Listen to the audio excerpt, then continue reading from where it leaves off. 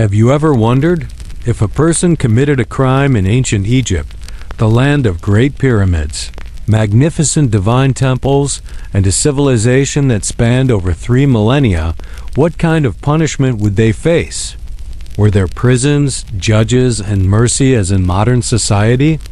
Or were there punishments that surpassed the imagination enough to send a shiver down the spine of anyone who heard of them?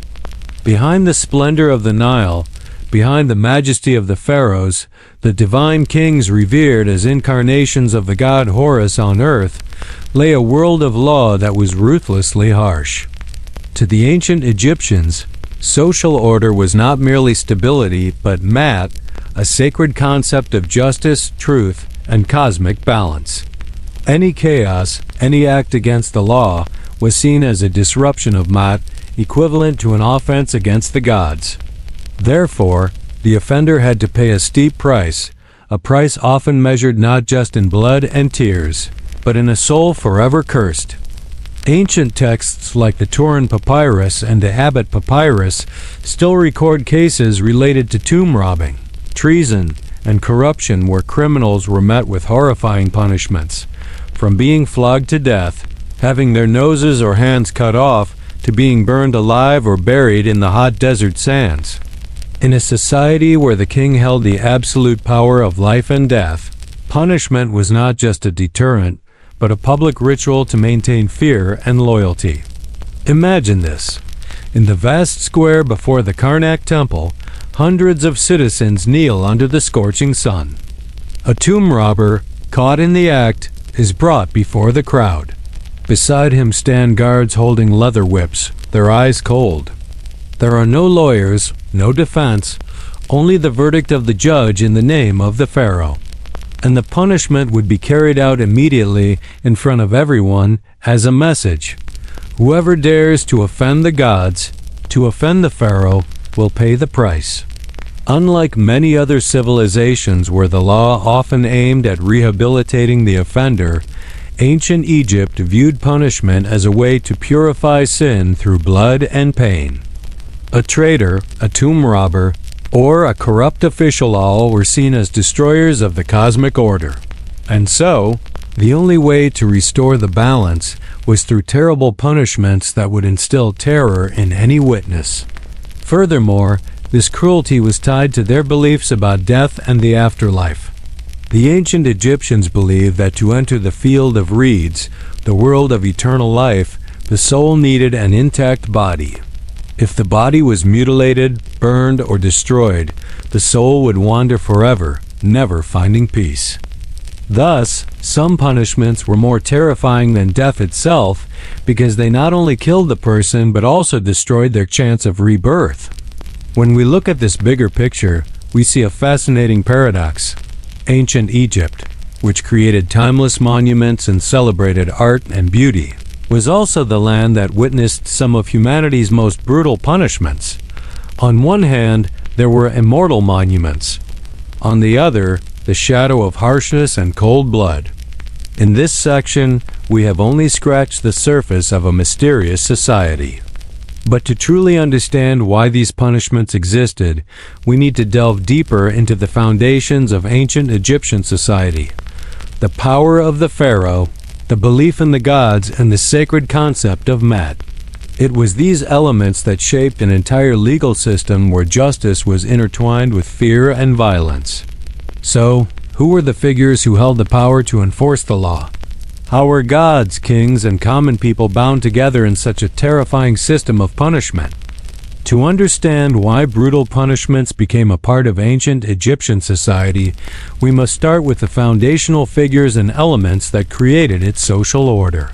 It is no coincidence that a brilliant civilization, praised as the mother of art, architecture, and religion, also harbored a shadow of harshness.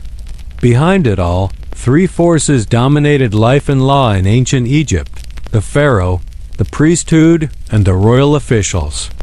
The pharaoh, a living god on earth. In Egyptian society, the pharaoh was not just a king, but also the incarnation of the god Horus, the protector of the land, and after death, he would become Osiris, the lord of the underworld.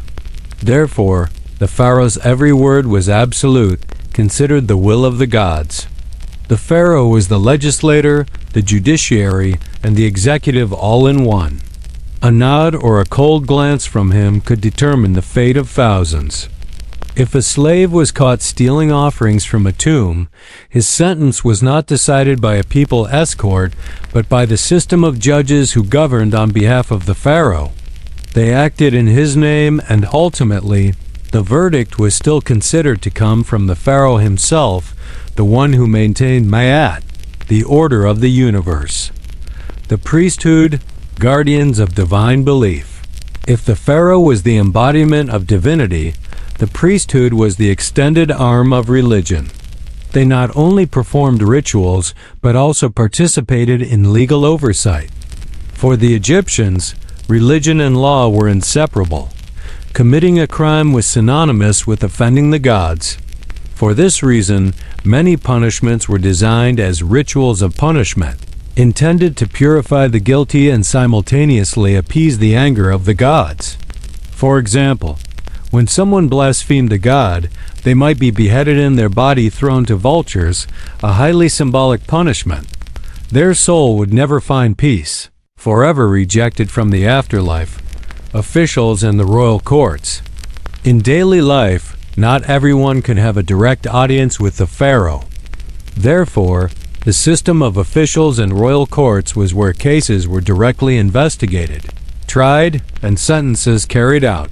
Some famous courts, like the Kenbit councils that adjudicated in the provinces, were tasked with resolving disputes and handling theft and debt.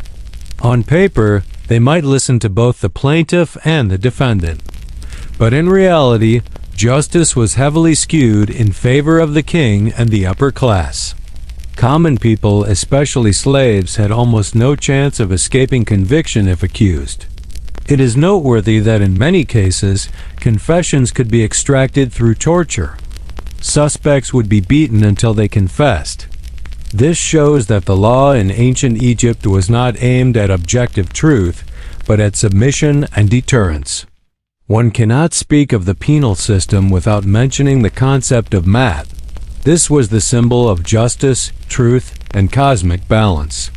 The Egyptians believed that if a criminal went unpunished, Ma'at would be broken, leading to chaos, plagues, and failed harvests. Therefore, each sentence was not just a personal punishment, but a cosmic act, intended to protect the balance of the entire society. From flogging a slave to executing a corrupt official, all were deemed necessary to maintain Ma'at. If we look at daily life, we can see the shadow of the law in every corner.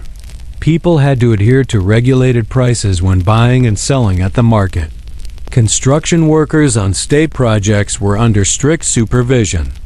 Tomb robbers, a common profession at the time, were constantly hunted and publicly punished as an example. Punishments were not reserved for major crimes like treason or murder. They also applied to minor offenses such as stealing grain, cheating on weights and measures, or failing to repay debts. This made Egyptian society operate like a well-oiled machine, where fear became the driving force that kept everyone in order. In summary, the pharaoh, the priesthood, officials, and religious beliefs were the four main pillars that created the harsh legal foundation of ancient Egypt. Only by understanding these factors can we see why those brutal punishments were not only accepted, but praised as a way to maintain the balance of the universe. In the depths of ancient Egyptian history, alongside magnificent works like the pyramids, the Sphinx, and the splendid temples along the Nile, existed another darker side. It was a strict legal system, accompanied by gruesome punishments that would make anyone who heard of them shudder. For the Egyptians, law was not just for maintaining social order. It was also a tool to protect Ma'at, the sacred principle of balance and justice. Anyone who violated Ma'at, whether through theft, insulting a superior, or betraying the pharaoh, was considered an enemy of the entire universe. And for that, they would suffer the harshest sentences. 1. Flogging and torture. When truth was forced out by blood in the surviving documents, Especially the papyri recording tomb robbery trials, a familiar image emerges. Before being brought to trial, suspects were often beaten with leather whips or wooden rods. These heavy blows, which tore flesh, were not only for punishment, but also a tool to force the accused to confess their guilt. The Egyptians believed that a confession was the strongest evidence. Therefore, they did not hesitate to use violence to extract it. In the records, there are many long, detailed confessions, but many modern scholars question, was it really the truth, or just the desperate cries of people beaten beyond resistance? In the public square, witnessed by the populace, the image of a person beaten to the ground, blood staining the yellow sand, was the most vivid warning. Obey the law, or this will be your fate. 2. Mutilation, the second death sentence. If flogging was the beginning, then mutilation punishments involving the cutting off of body parts was a far more terrifying penalty. A criminal could have their nose cut off, leaving their face permanently disfigured. They could have their ears cut off, turning them into outcasts in their community. Some had their hands amputated, a public sign of a thief. In some cases, their tongues were cut out, rendering them mute for the rest of their lives. The horror lay not just in the physical pain. In Egyptian belief, to achieve eternal life after death, the body had to be whole. When a nose, hand, or tongue was severed, the person's soul was considered imprisoned forever, unable to cross into the afterlife. Thus, with a single cut, the criminal was not only ruined in their earthly life, but also lost all hope for the metaphysical. In society, a disfigured face or a maimed body was a lifelong sentence. Anyone who saw them knew, this is a lawbreaker, someone to be shunned. It was a living death, slow, brutal, and never-ending. 3. Death tailored to the crime, beheading, impalement, and burning alive in many cases. Egyptian law chose capital punishment, but the peculiarity was that the method of death was never the same. A criminal could be beheaded in public. The cut was cold and decisive, but the horror resonated through the crowd. Some were strangled, their breath choked off until they slowly faded. Others were burned alive, the flames consuming their bodies as if to incinerate their very souls, and some records indicate that certain criminals were impaled on stakes or thrown into the water to be devoured by crocodiles. Cruel methods that were both an execution and a deterrent spectacle. To the Egyptians, each method of death had its own meaning. Burning alive was a form of purification, a way to completely erase the criminal's existence. Beheading or amputation was to display the sin before the public. And being thrown into the Nile, the sacred river, was the ultimate humiliation, as the sinner's soul was left to wild beasts, with no chance of finding peace. 4. Buried alive and exposed in the desert, a death of abandonment. Some punishments were even more horrific than beheading. These included being buried alive in the sand or being left to die in the scorching desert. Imagine a body shallowly buried in the sand with only the head exposed while the Egyptian sun beats down relentlessly. Breathing becomes difficult, the throat grows parched, and the last drops of sweat evaporate under the intense heat. Death comes slowly, not in a moment, but over hours, even days. This was a type of punishment that not only killed physically, but also planted a lasting obsession in the minds of witnesses, to be devoured by nature, abandoned by humanity, with no one left to care. 5. Forced labor, a lingering death in the quarries. If they were lucky enough not to be killed immediately, many criminals were sent to the stone quarries, copper mines, or construction sites. There, they endured hard labor, dragging massive blocks of stone, working from sunrise to sunset in conditions of hunger, deprivation, and strict supervision. Very few survived for long in such places. In reality, this was also a death sentence, but instead of being swift, it dragged on day by day, hour by hour, until the body was exhausted and collapsed. 6. Branding, turning humans into livestock. Some archaeological studies have found small metal tools that look like branding irons. Their size suggests they might have been used not only on livestock, but also to brand human bodies. These were slaves, criminals turned into property. A burning scar on the skin, bearing the owner's symbol, turned them into possessions without a personal identity. This was not just a physical punishment, but the ultimate humiliation. A human being reduced to a tool, no different from an animal. 7.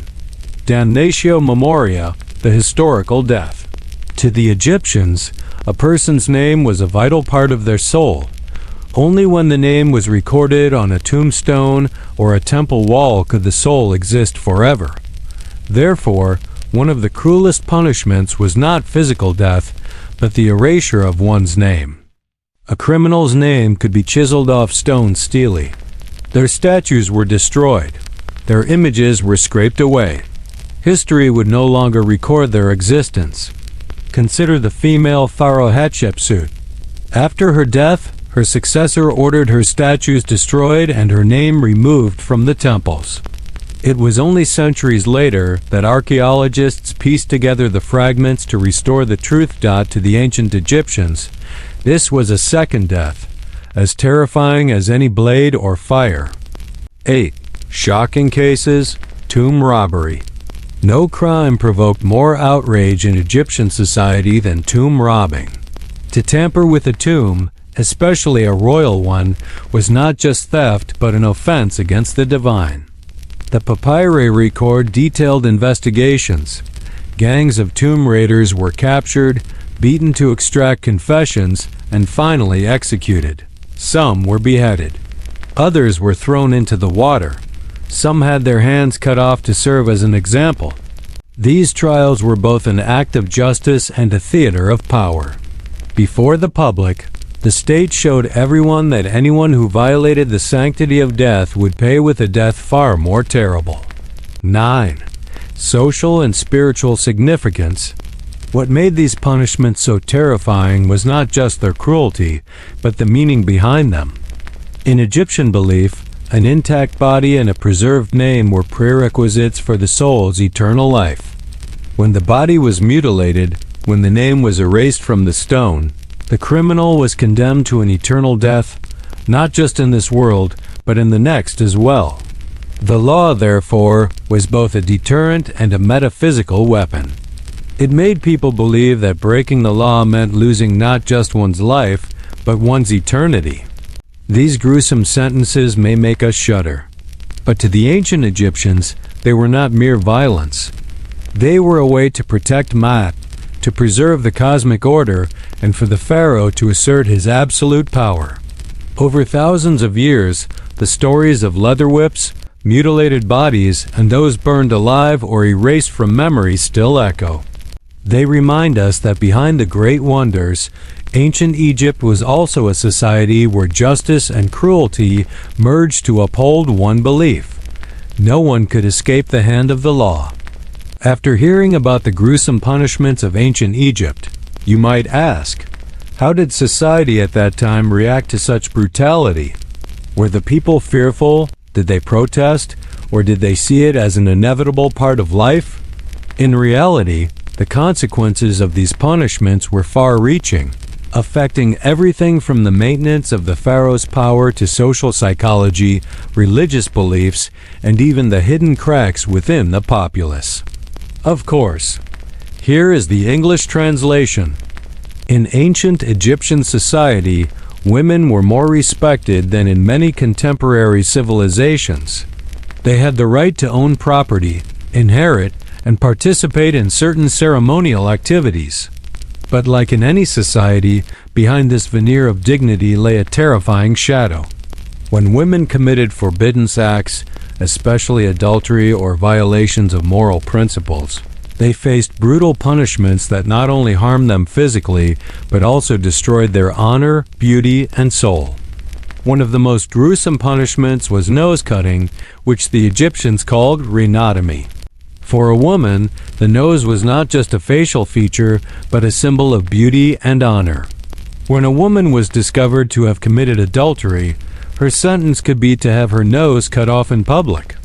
Imagine, in the middle of a square, witnessed by the entire village, a cold blade robs her of the most prominent feature on her face. From that moment on, she would not only suffer physical pain, but would have to live with a disfigured face, bearing the stain of shame for the rest of her life. In Egyptian belief, the body had to be intact to find peace in the afterlife. A woman who lost her nose was effectively condemned to a second death, the death of the soul, eternally unable to be reborn. It did not stop there. Some adulterous women, especially when the affair involved the royal family or scandalized the community, were sentenced to be burned alive. The fire, blazing in the night and engulfing the woman's body, was seen as a form of purification, erasing her existence from the world of the living. The body was completely incinerated, and the ashes were scattered into the Nile or discarded in the wilderness, leaving her with no tomb and no identity. It was a double punishment, no chance of existing in this world and no hope in the next. There were also sentences that seemed bloodless but were the ultimate psychological torture. Some folklore records tell of women considered disobedient, or who had committed a grave offense against their family being forced to hold the corpse of their own child for 3 days and 3 nights.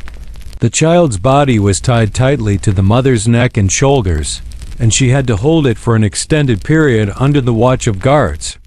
Imagine that horrific pain.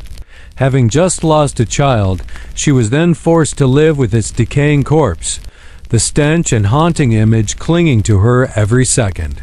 This was not just a legal sentence, but the annihilation of a mother's spirit, one of the most savage punishments reserved for women. Not limited to physical or mental punishment, the Egyptians also had methods of public humiliation.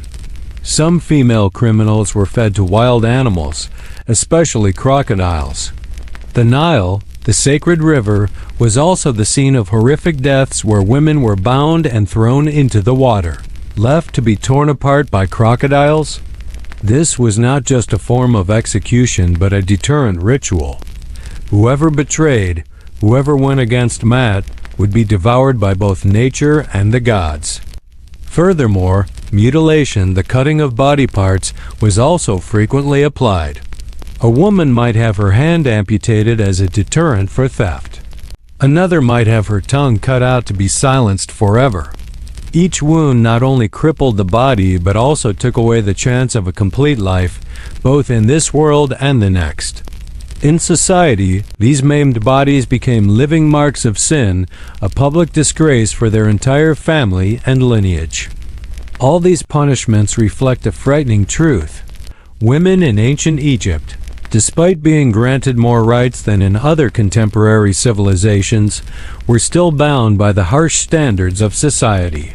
Once they crossed a line, they were not just seen as lawbreakers, but as destroyers of the cosmic order, defying the gods. Therefore, the sentences they received were exponentially more brutal, as if to emphasize that a woman's transgression was an intolerable disgrace. Looking back, we see that these sentences were not just legal tools but profound human tragedies. A severed nose did not just destroy a face, it buried a soul. A consuming fire did not just take a life, it burned away honor and memory. A dead child forced into a mother's arms was not just torture. It was a spiritual wound that would never heal.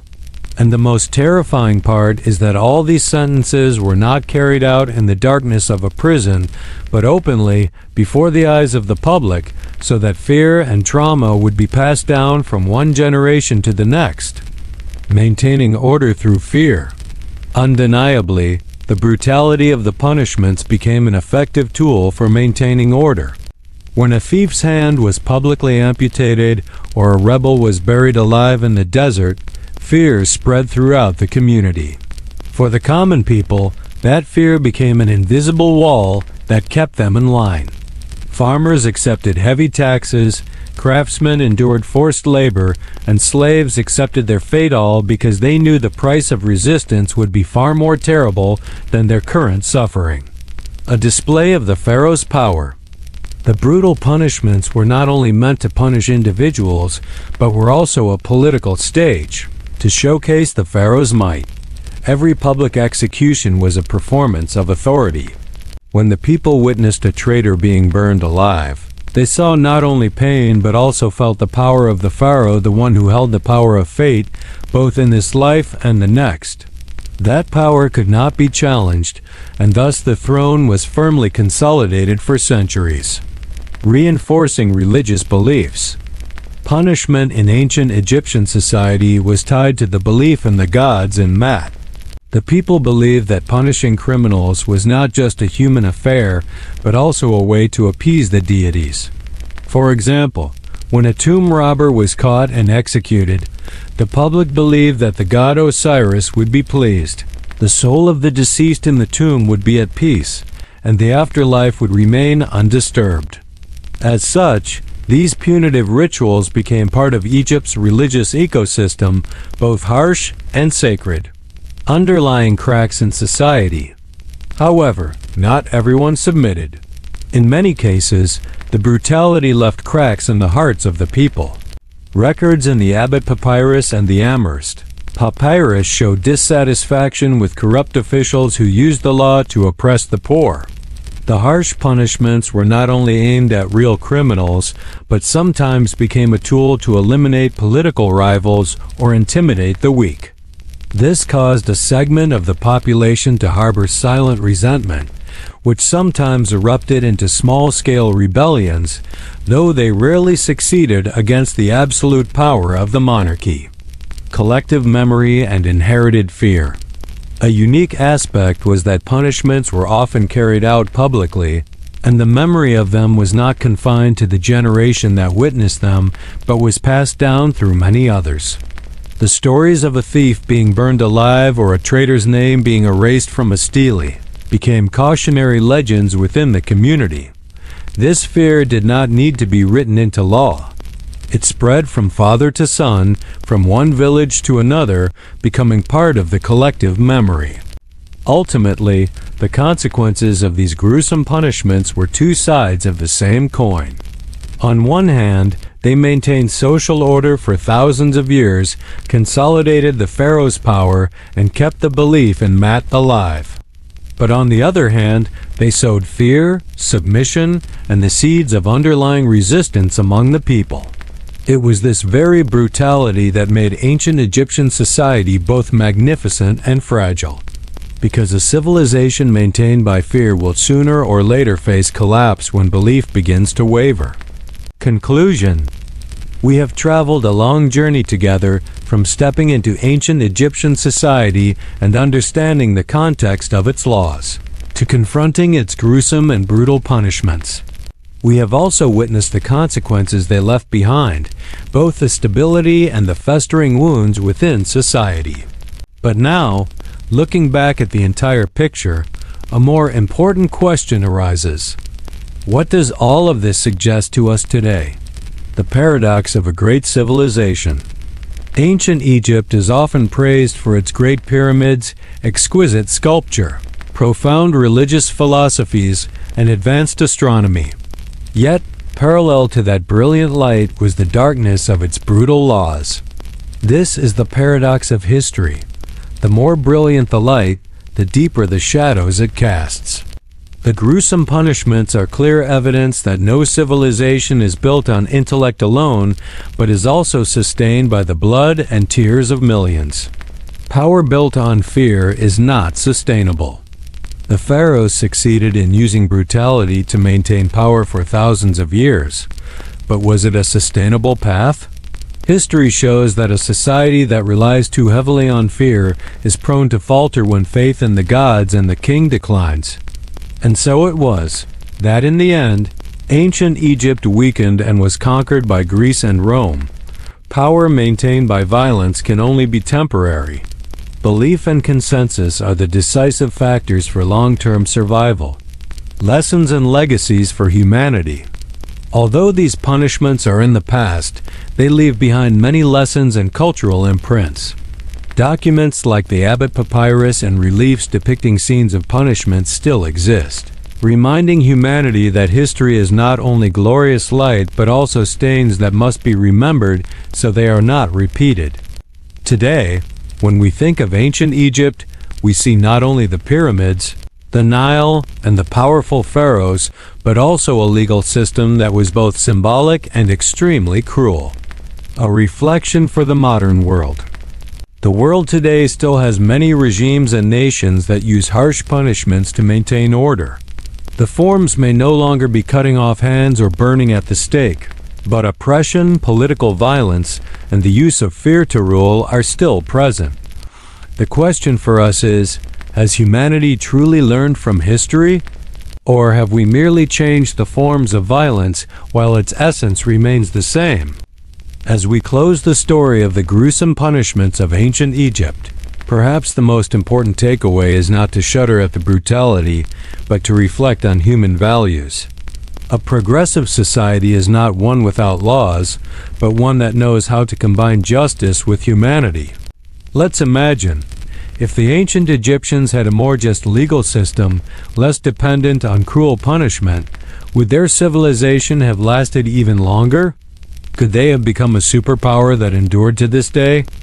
The story of the brutal punishments in ancient Egypt is a slice of history both magnificent and terrifying. It not only reflects the harshness of an era, but also serves as a mirror for us to look at the present and the future.